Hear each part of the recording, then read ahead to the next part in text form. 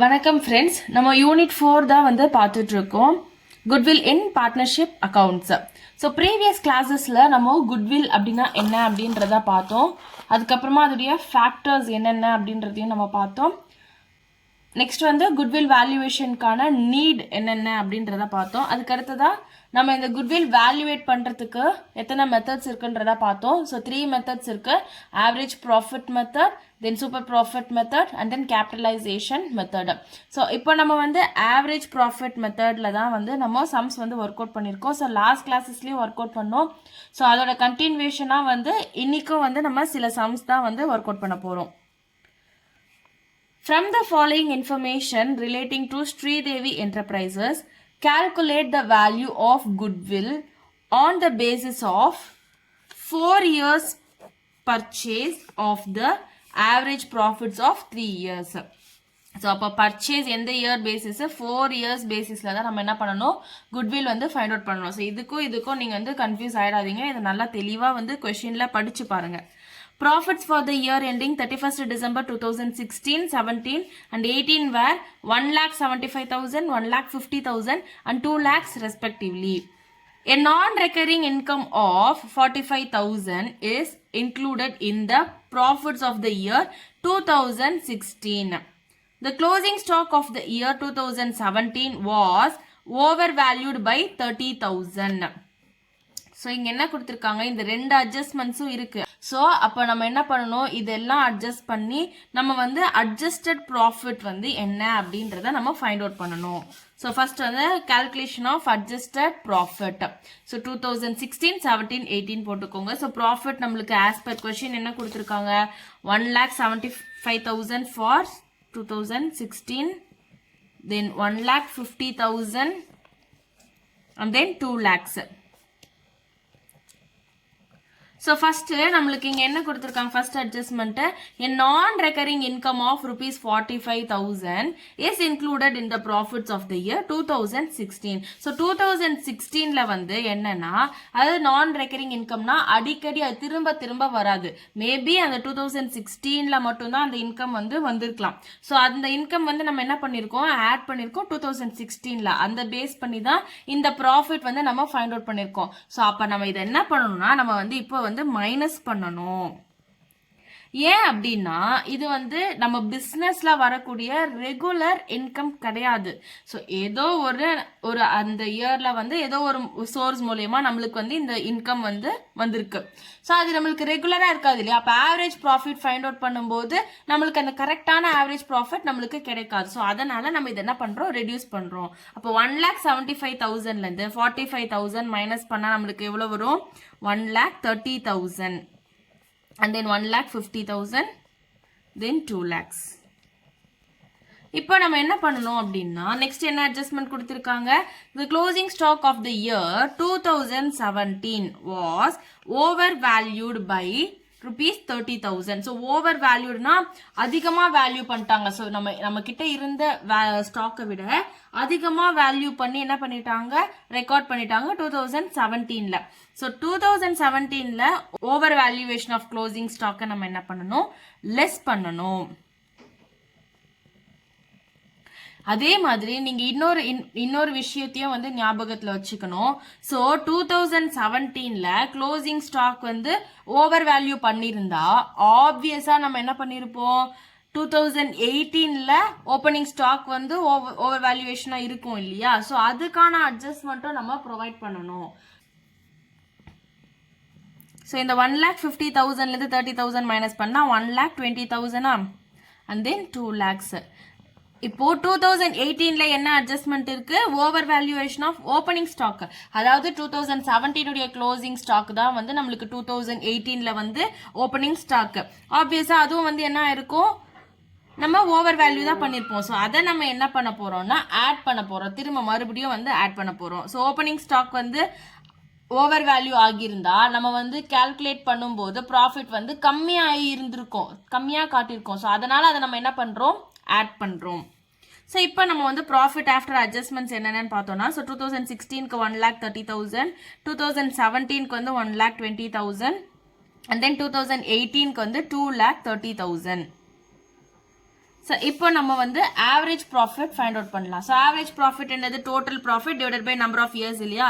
So, total profit இந்த 3 years ஓட profit நம்ம add பண்ணணும். So, 1,30,000 plus 1,20,000 plus 2,30,000 divided by number of years வந்து என்னது 3 years which is equal to 1,30,000 plus 1,20,000 plus 2,30,000.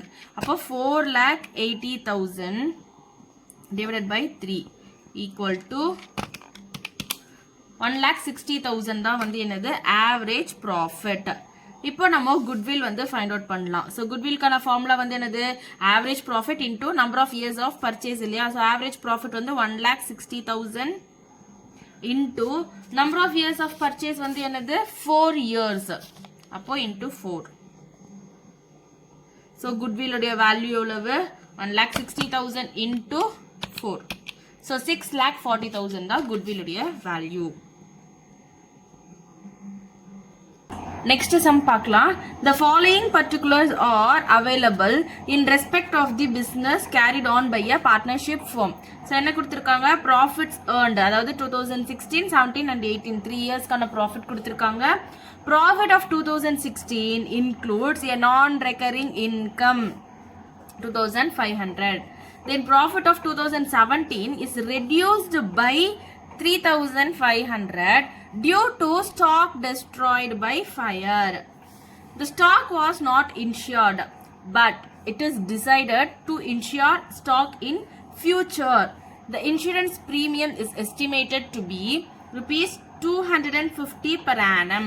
You are required to calculate the value of goodwill of the firm on the basis of 2 years purchase of average profits of the last 3 years. அப்ப என்னது 2 years of purchase. அப்போ இதுக்கு இந்த வேல்யூக்கு தான் வந்து நம்ம என்ன பண்ண போறோம் goodwill வந்து find out பண்ண போறோம். So first நம்ம என்ன பண்ணணும் adjustments எல்லாம் போடணும் இல்லையா?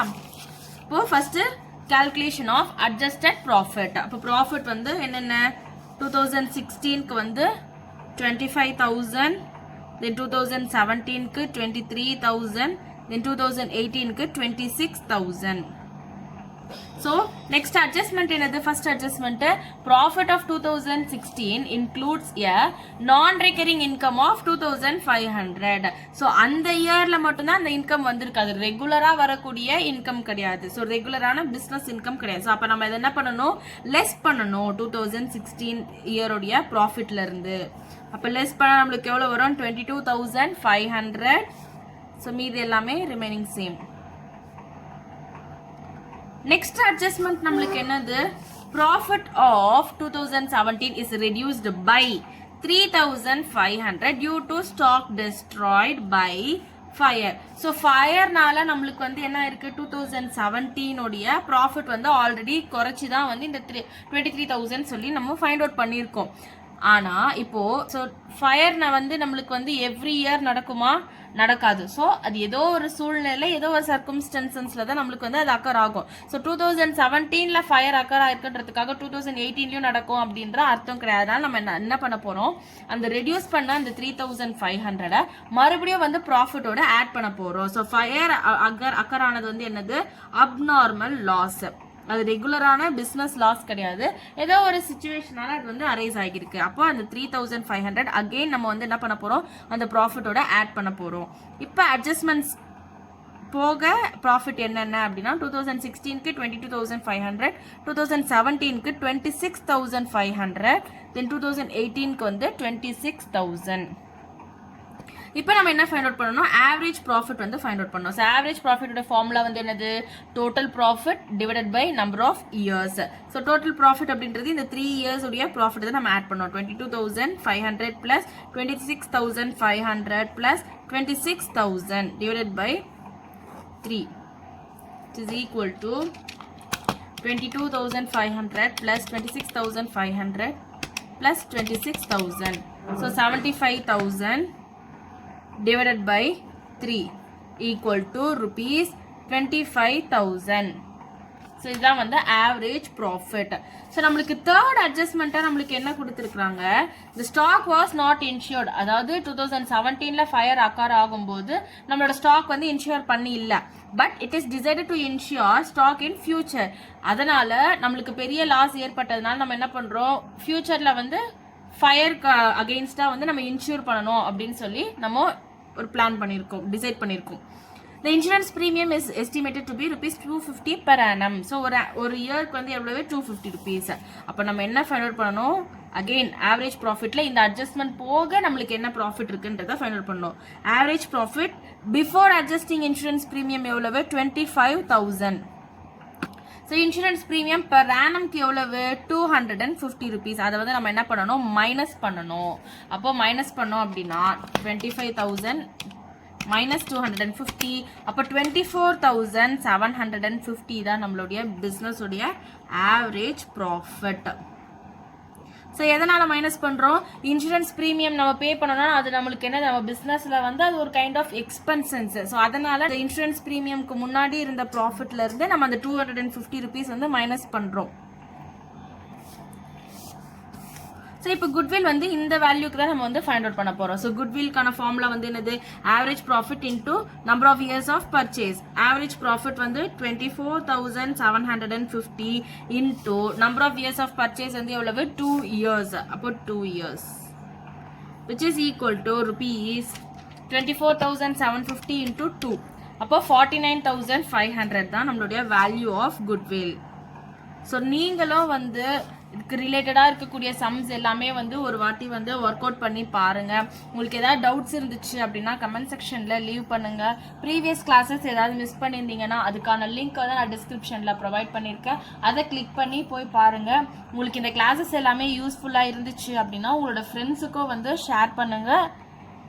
மறக்காமல் சேனல் சப்ஸ்கிரைப் பண்ணுங்கள். அப்போ தான் நான் போடுற வீடியோஸ் வந்து உங்களை வந்து ரீச் ஆகும்.